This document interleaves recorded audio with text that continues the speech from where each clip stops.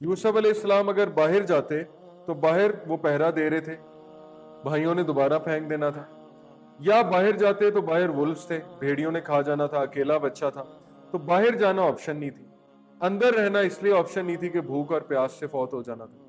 تو کبھی کبھی انسان سٹک ہو جاتا ہے لائف میں، اس کو نہیں سمجھ آتی میں کیا کروں، تو اس فیز میں اللہ کو یاد کرنا چاہیے، کیونکہ اس فیز سے آپ کو باہر اور کوئی ذات نہیں نکال سکتی سوائے اللہ کی۔ جیسے یونس علیہ السلام مچھلی کے پیٹ میں پھنس گئے، اب کوئی آپشن نہیں ہے، نہ باہر آ سکتے ہیں نہ اندر رہ سکتے ہیں، کس کو پکارا؟ لا الہ الا انت سبحانک۔ یہ ورد کرنا چاہیے جب آپ پھنسے ہوئے محسوس کریں، اوکے، جب آپ کو حالات بڑے ٹائٹ نظر آئیں، آپ کو سمجھ نہ آئے میں کروں کیا، سلوشن ہی کوئی نہیں ہے، تو اللہ آپ کی ضرور مدد کریں گے، اللہ آپ کو نکال لیں گے اس فیز سے۔ تو یہ ہے کنویں کا فلسفہ، کنویں کے اندر جو فیز تھا یوسف علیہ السلام کا، اور کنویں کے اندر رہ کے انہوں نے وہ اللہ کے مزید نزدیک ہوئے، کیونکہ وہاں پہ وہ اللہ کو یاد کرتے تھے۔ اب بھائی جب واپس آئے انہوں نے پورا ایک فلسفہ گھڑا اور پورا ایک من گھڑا ڈرامہ لے کر آئے، اپنے والد کو کہا کہ روتے ہوئے آئے، ڈرامہ کرتے ہوئے آئے کہ اوہو یوسف تو ہمارے ساتھ کھیل رہا تھا، اچانک بھیڑیا آیا اور وہ پتہ نہیں کسی جانور کا ہی خون لگا کے لے آئے اس شرٹ پہ، اور والد کو کہا یہ دیکھیں اس کی شرٹ ہے، خون لگا ہوا ہے۔ والد کو پتہ لگ گیا، والد نے کہا تم من گھڑت ایک سٹوری بنا رہے ہو، اور تم، مجھے پتا ہے تم نے ظلم کیا، اور تمہیں اللہ تعالیٰ جو ہے، میرے لیے اللہ کافی ہے، میں صبر کروں گا۔ وہ الفاظ میں آپ کو پڑھاتا ہوں کہ وہ الفاظ کیا ہیں، اور ان الفاظ وہ تاریخی الفاظ ہیں جو اس وقت یعقوب علیہ السلام نے کہے۔ واللہ المستعان علی ما تصفون فصبر جمیل واللہ المستعان، یہ تاریخی الفاظ ہیں، یعنی کہ انہوں نے، ان کا بیٹا ان کے ہاتھ سے چلا گیا، ان کا لخت جگر، سب سے ان کا چہیتا بیٹا جس سے وہ شدید محبت کرتے ہیں، اس کے لاس پہ یہاں پہ وہ بچوں کو جائیداد سے آگ یا نکال سکتے تھے یا ڈانٹ سکتے تھے، یہ بھی پیرنٹنگ ہے۔ پیرنٹنگ از آل اباؤٹ صبر، یاد رکھیں، پیرنٹنگ کا دوسرا نام صبر ہے۔ ہمارے پیرنٹس میں صبر نہیں ہے، آج کی جتنی پیرنٹنگ ہے وہ غلط اس لیے کہ ایک تو پیرنٹس میں صبر نہیں ہے، دوسرا ان کی اپنی پرسنل اگزامپل نہیں ہے۔ یہ جو پیرنٹس پریشان ہوتے ہیں نا ہمارے بچے اسلامک نہیں ہے، اسلامک نہیں ہے، پہلی بات وہ صبر نہیں کرتے، وہ سمجھتے ہیں یا وہ چاہتے ہیں کہ ہمارا بچہ ایک دن میں عمر بن الخطاب بن جائے، یا ہمارا بچہ ایک دن میں جو ہے خالد بن ولید بن جائے، تو ایسا نہیں ہوتا، ٹائم لگتا ہے ہدایت آتے آتے، ہدایت کے لیے دعا کرنی ہوتی، ہدایت اللہ کے ہاتھ میں۔ نوح علیہ السلام اپنے بیٹے کو ہدایت نہیں دے سکے، اس سے بڑی اور کیا مثال ہے؟ تو ایک تو بے صبری، دوسرا پرسنل اگزامپل نہیں ہے، وہ چاہتے ہیں بچے قرآن پڑھیں، ہر وقت قرآن پڑھیں، ہر وقت تسبیح کریں، لیکن وہ خود نہیں کرتے۔ تو یہ سخت بات ہے، لیکن اصل میں بات یہی ہے، تو پرسنل اگزامپل ہونی چاہیے۔ اگر یوسف علیہ السلام معاف کر رہے تھے تو یہ باتیں کہاں سے سیکھی تھی انہوں نے؟ یعقوب علیہ السلام سے۔ جی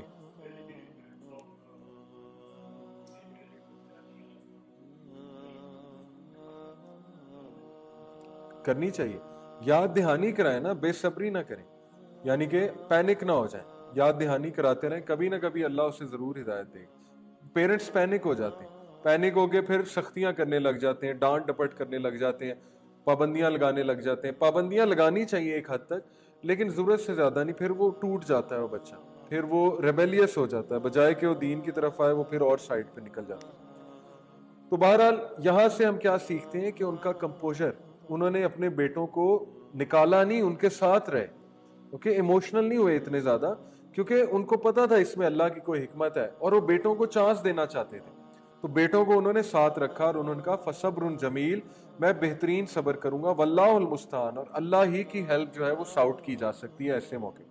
تو جب بھی آپ کو کوئی تکلیف ہو تو واللہ المستعان کہنا چاہیے۔ اور پھر ہوا یہ کہ وہاں سے ایک قافلہ گزرا، اور وہ قافلے والے جو تھے ان کے بارے میں آتا ہے کہ وہ دین ابراہیمی پہ تھے، یعنی کہ وہ موحد تھے۔ تو جب انہوں نے یوسف علیہ السلام کو دیکھا تو اس نے کیا کہا؟ ہاذا بشرا، یا بشرا ہاذا غلام، یعنی کہ یا بشرا یہ عربی کا محاورہ ہے کہ بشارت ہو، یعنی he was so excited to see Yusuf علیہ السلام، کیونکہ اس نے ایک نظر میں پہچان لیا تھا کہ یہ بچہ کوئی عام بچہ نہیں ہے، اور یہ بچہ دین ابراہیمی پہ ہے، کیونکہ وہ خود دین ابراہیمی پہ تھا۔ تو اس نے جب نکالا اسے، اس نے کہا کہ یہ تو کتنا، غلام کا مطلب ہوتا ہے بوائے، اوکے، عربی میں، یہ وہ والا غلام نہیں، عربی والا، اردو والا۔ تو انہوں نے ان کو پھر لے لیا اور مرچنڈائز کے طور پہ لے لیا، اور وہ بہت پچھتائے بعد میں. آپ کو پتا ہے بعد میں یہ بندہ ملا یوسف علیہ السلام کو تو اس نے بہت پچھتاوا ظاہر کیا کہ کاش میں انہیں نہ بیچتا کیونکہ یہ بچہ تو دین ابراہیمی پہ تھا. بہرحال لیکن لالچ کی وجہ سے اس نے کام کر دیا اور اس نے اسے فیو درہمز میں بیچ دیا یوسف علیہ السلام کو. حالانکہ یوسف علیہ السلام کی ویلیو بہت زیادہ تھی. یہ اللہ تعالیٰ کہہ رہے ہیں. بہرحال انہیں خریدنے والے عزیز مصر تھے. جی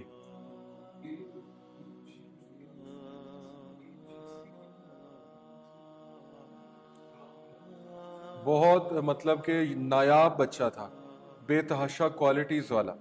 جیسے شاہی خاندان کے نہیں بچوں کی پہچان ہوتی ہے نا, مثال کے طور پہ آپ کسی پڑھی لکھی فیملی کے بچے کو دیکھیں گے آپ کو پتہ لگ جائے گا کہ بہت پڑھا لکھا نایاب بچہ ہے, ہدایت پہ ہے وغیرہ وغیرہ.